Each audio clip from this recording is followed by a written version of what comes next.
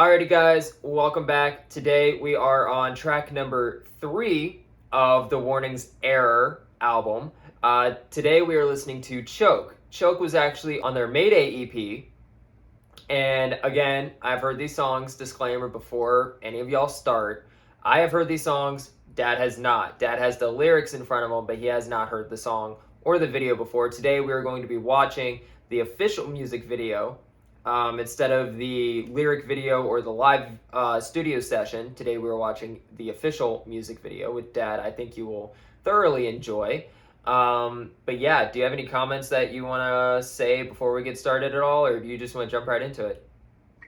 I think the only comment is I didn't realize how much I missed doing this over the last year and a half, of not doing it. Yeah. So this is pretty cool, and it's cool to be coming back and doing it with the Warning. Yeah. That's, I don't know, that's getting my goosebumps going. I mean, they've been busy since the last time you watched them. I know. I know. So yeah, let's get to it. Okay, cool. I won't say goodbye in the end. If you would believe it, this video is actually shot in one day. I'm sure I won't survive the fall.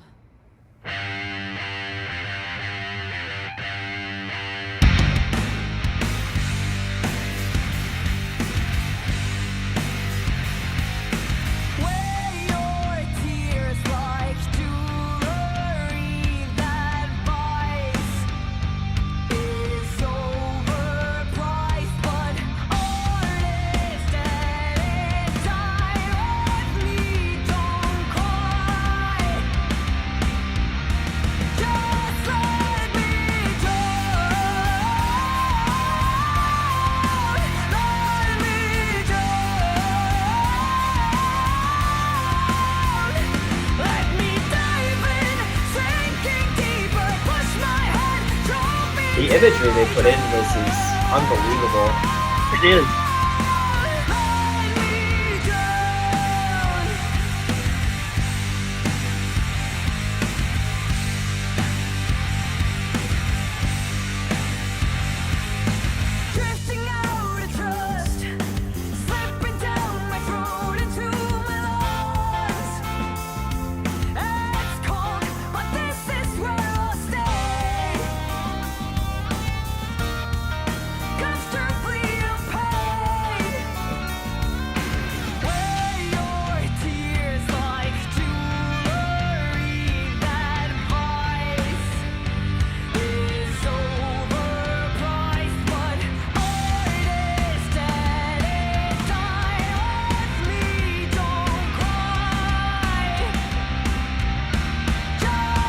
There you go, pal. There you go.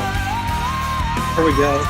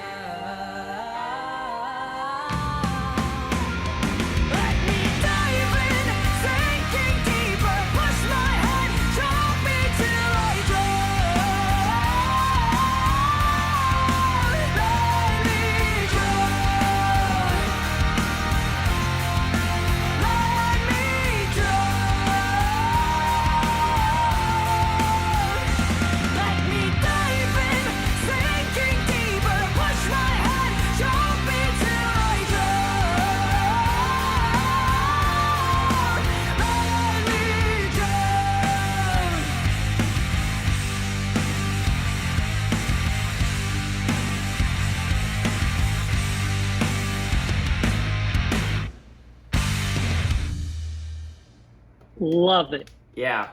That, Yeah. I'm going to tell you, Roger Taylor, look out, man. You got competition coming up behind you. and she's 18 years old. Mr. Baby Boomer, Gen Z is coming up behind you. Or Here she comes. she was 18, I think, in this. Yeah, I think she was 18 in this. She's like 20 or 21 now. Man, that is. Yeah. Okay, so. So, what'd you think? Wow. You know, I mean, the lyrics are pretty, were pretty straightforward to me anyway, but there were a couple of things that, as far as the video was concerned, right at the very beginning, Yeah. when everybody is statued, Yeah. okay, and just before Danny starts to play, and she's turning her head and she gets that little grin, Smirk. Yeah. the smirk. Okay. Yeah. You know what I'm talking about? Yeah, it's the same dirty ass little grin that I get. That's exactly right. And so here you are at the beginning saying, I'm sure I won't survive the fall. And then you get this little grin, like, just watch, suckers. Yeah, just right. Just watch. And you had mentioned this back. You had made this comment back in Disciple that when they were talking about Kill the Man. Yeah. And you said people thought, is that like the record industry? Yeah. Which makes a heck of a lot of sense. I started thinking about that comment when you did this. And who was the guy in the guy who didn't want to do Bohemian Rhapsody? Was it Roy or Ray Foster? Ray Foster was a fictional character. Okay. But that particular... Yeah, the record producer. But yeah, Ray Foster was a fictional character based upon a producer who loosely said the same thing. Okay. Yeah. Okay. But that position, the guy in that position, the older guy who knew everything, how it was all going to work and all that kind of stuff, right? And the record industry in a lot of genres are still run by the same kind of people. Yeah. Okay.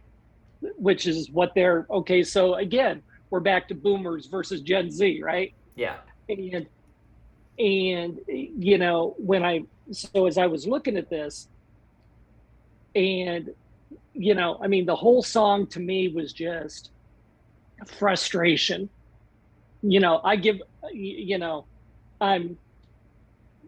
I feel like I'm banging my head against the wall. I'm not getting anywhere. Yeah. Okay.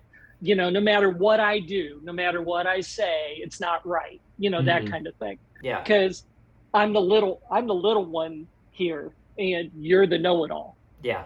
Yeah. Okay. That's kind of what I was getting. The one line that really stuck out to me, though, in the song was "Art is dead. It died with me." Okay. Okay. And art is dead. It's art is dead. It died with me. For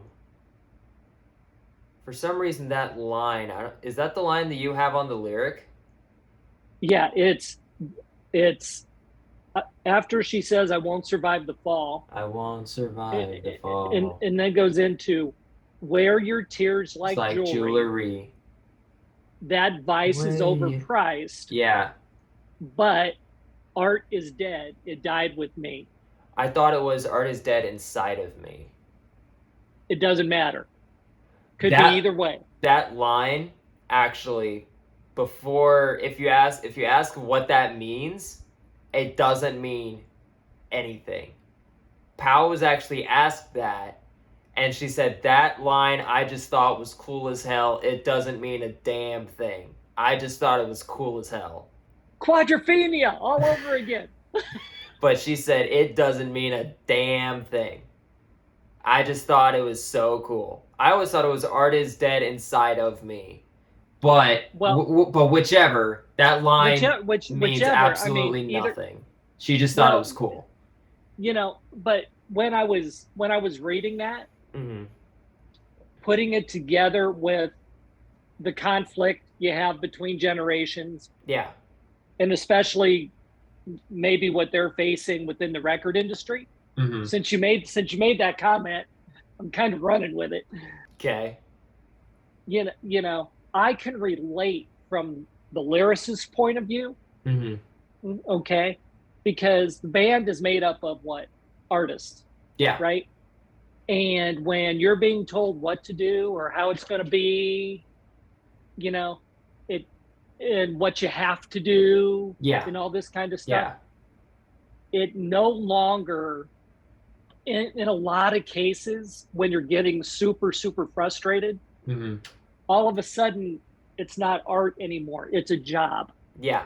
Because I've got to come up with 2 new songs. Yeah. And when you gotta come up with it, then the pressure's on and all that kind of stuff. And it's not really art. Yeah. It's a job. And, because the passion isn't there. Okay. Unless you get somebody who says, you know what, I won't survive the fall. Like her little grin. Yeah. And it's like, well, I can't do it on camera, but it's like, okay. Yeah. It's like, to you. Yeah. All right. And she does it. Okay. And I just think, that line may not mean anything as far as consciously anyway, when they put that in there. Yeah. But it fits so well with everything that seems to be going on. Because that's how you feel. I mean, and I've told you this story, and I'll make it the Reader's Digest version, of writing a lyric, sending it off to the collaborator. The song comes back, and there's one line that I originally wrote in this song. And he said, well, if you hadn't written the rest of it, I never would have come up with this. True. And I'm not going to say, that what was sent back was, I'm not going to say it was better or worse. Okay. But the point was, it was a blow to the ego. Yeah. Because it was like, well, I've been in this industry a lot longer than you have. I know. Okay. That's the feeling that I got. And in one of the interviews, in the Mayday interview, Danny actually says, we don't agree all the time with everybody that's around us and who works with us and whatnot. We don't agree all the time, but you can't take it personally. It's business. Yeah, it's hard to do. But I'll tell you, it was hard for me as an adult to swallow that. I can't think back. Well, I can think back of when I was 18. If somebody did that to me when I was 18, I probably would have punched somebody. 18 back in 1976. Egos are still the same. Egos are still the same. You remember my ego when I was 17, 18. Yeah, my wall is still showing that. But the point, the point is, you think you've got something really good, and then somebody tells you, or they don't tell it to your face, but when the product comes back to you, and you and you don't recognize it, that hurts. Okay, so and then all of a sudden you get discouraged, and it's not art anymore. Mm-hmm. It's why am I doing this? It's total frustration. Yeah. So that line may not have meant anything to Pow when she put that in there. Of course, she's taking her aggressions out on drumheads. Okay. True. But to me, that struck a chord. No pun intended. Yeah. But that struck home. So, yeah. So anyway, I get it. And, I like calling it choke because it's like choke on this one, that's what it reminds me of. So anyway, I'm good. Okay. I like the visual that they put in there with the girl actually like drowning. I loved the visual that they put in, the artistry that they put in with that. Absolutely loved it. That's the feeling. That's the feeling when you're just being pushed down, pushed down, and pushed down. Yeah. That so you're right that the visual is powerful. And like I said in the beginning of that, would you believe it that they did that entire thing in one day? Yeah. You would believe that? Yeah. It was a 12-hour day, but yeah, I remember nonstop, maybe a half hour for lunch. But yeah, pretty much. At least that's what I was told. It was a long day. Was that entire shoot, including the pool and her drowning and all of that, that was all done in one day. I believe it. And they kept doing it and doing it and doing it. And like what you said, or like what you do when you edit. Oh yeah, you do it until you get it right. That was 6 hours worth of tape chopped down into 3 hours. Oh yeah, and like I've been working on the first episode of a podcast, and I have an hour worth of footage, and I've spent 2.5, 3 hours on 5 minutes. It's crazy. It is. To get it how you want it and to get it perfect. It takes time. It takes a lot of time. So, yeah, it's amazing. Yeah. It really is. And, I loved Pow's drum runs. Yeah. Loved those. And I'm not going to leave Allie and Danny out. I mean, they do what they do. And they do it fantastically. Mm-hmm. Sometimes I forget that this is a group of 3 girls, and they wrote and did these songs when they were teenagers. Yes. Yeah. Sometimes I forget that. Yeah, it's amazing. Yeah. It is. It really is amazing, and it's an art. Yeah. It really is. Yeah. So love it. Well, okay. So that's a wrap on Choke, and I hope you all enjoyed. If you're new to the channel, consider subscribing. If you're a returner and you have not yet subscribed, consider subscribing. We've got a lot more to come with this album. We're only on track 3 out of 14. So we've got a lot more ground to cover on this, but I hope you stick around for the ride. And we'll see you in the next video. Peace out, guys.